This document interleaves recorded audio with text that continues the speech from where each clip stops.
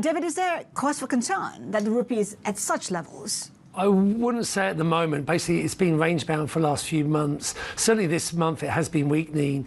Some of that you said has been just basic dollar strength. Some of that you said it's been related to the yuan weakness, which we've seen. It's been caught up in that, as has other Asian currencies.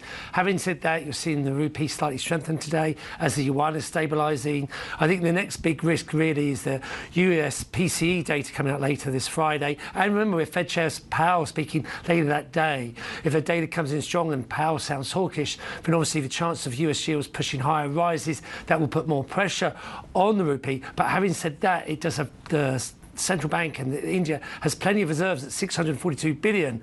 So if it wants to defend that currency, which it has done previously, it more like has plenty of room to do so. So I wouldn't expect this to be the beginning of a big decline in the rupee. Bear in mind, though, that India's on the verge of the bond inclusion. I mean, that rupee could recover its lost ground. It certainly could. I mean, you've seen big inflows already this year of about 6.5 billion just into the bonds. So it's interesting is, despite those inflows, we've still seen the rupee in this range. So that is a sign of overall that, whether it be election jitters or just that general dollar strength, that the inflows have been supportive, but again, not supportive enough to really break out of the range from the rupee's side. But having said that, they definitely will be able to offset any weakness that the rupee sees. So in terms of stability, it is there, and we can bet a dollar that perhaps the RBI will ensure that as well, right? Yeah, I think that's interesting. The RBI obviously meets next week, and we want to see how dovish or hawkish it sounds. Obviously, we saw Swiss National Bank last week surprise markets with this rate cut, and obviously we're looking at the Fed, ECB, Bank of England, all signalling rate cuts later this year.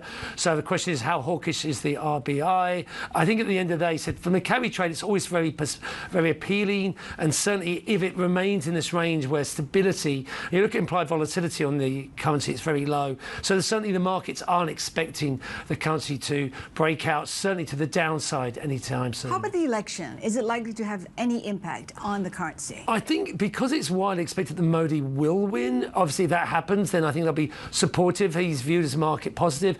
If somehow there was an upset, then markets don't like uncertainty. So I think that could potentially weigh slightly on the currency. But again, at the moment, the market's going, look, we really expect a Modi win. And therefore it's sort of taken in its stride.